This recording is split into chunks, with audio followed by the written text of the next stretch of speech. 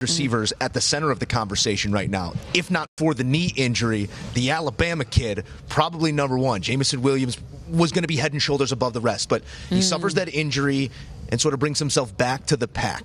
Josina, what do you want to see tonight in identifying that guy to set himself as the true number one at the wide receiver position? Well, obviously it's hands. You want to look confident in that. I look at a guy like Wilson when I was looking at his tape, and I was just like, wow, it doesn't feel like it's a struggle. It just comes to him, and it's the body control.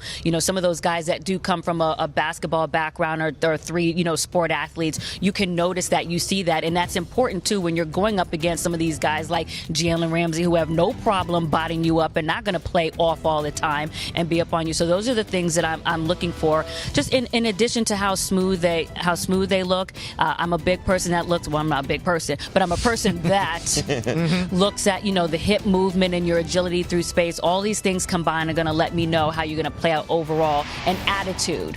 A lot of people keep saying, I'm the next Debo, what have you. But I do think there's some aspect to your demeanor on the field that reflects that as well. Brady, was there a type of target that you really leaned to, that you like delivering the ball to? I don't even know if it's that so much. I mean, look, as a quarterback, you're just trying to work to the strengths of that player, right? You look at a guy like Drake London, he reminds me a lot of Mike Evans. I think Traylon Burks and Drake London have the ability to kind of a little bit steal the show, because we tend to look at some of these bigger body wide receivers, and when they can move with fluidness throughout the short cone drills, through a 3-cone drill, or when they can run a 40 at a certain speed, you tend to go, that's going to be hard to beat that, because not only they're beating with their athleticism, their power and speed, but they're always going to have that catch radius over a smaller defensive back. So, look, there's a lot of things I love about Traylon Burks on film. I think the way he can take a screen, for example, to the house, a downfield play to the house, put him in the backfield, let him run the football.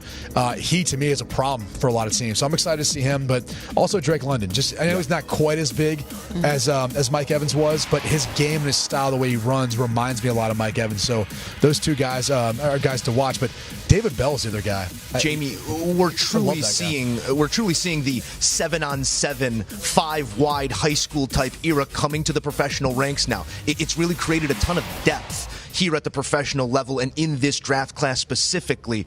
Who are a couple of the guys that you really have your eyes on tonight when they take to the field? Well, first off, Brady, when he asked you that question, who are the guys you like to throw to, he was hoping you were going to say a D3 slot receiver. That's it. Because that was the correct answer. Sure-handed. My apologies. Sure-handed. Brady mentioned two of them. Traylon Burks and Drake London are two guys I think that can be difference makers, because they're a little bit bigger, because they have the ability to do different things. It's not just the plays down the field, it's the short area stuff as well that they could do that also.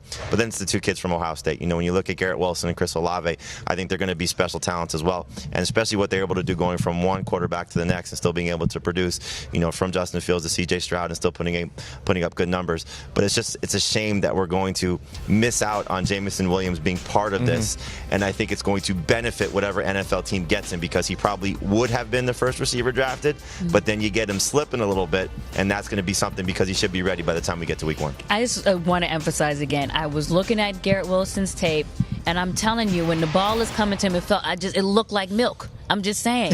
And the body control, some of the things that I look for, even, yes, with the track background, but I just liked the effortlessness of it, and I felt like it was seamless. I wanted to say that. And then about Jameson, one of the things that I do think is interesting, obviously coming off of that injury, is that he did mention that he talked to Adrian Peterson, and this is, when he was talking at the podium, I said, who have you talked to that have had similar injury that you can use as a reference base, because you want to be able to come back quickly? And he said, I ain't talking to no. I said, well, make sure you talk to Adrian. Make sure you talk to Wes Welker. These are guys that came back quickly and did very well after it, and he mentioned that he talked to him a little bit. So I do think that that's interesting. We'll see how quickly his recovery is and how long it lasts. Jamie, Do you want a sports network that delivers everything that matters about the game? The highlights, the picks, the instant analysis, no yelling, no fake debates, no politics.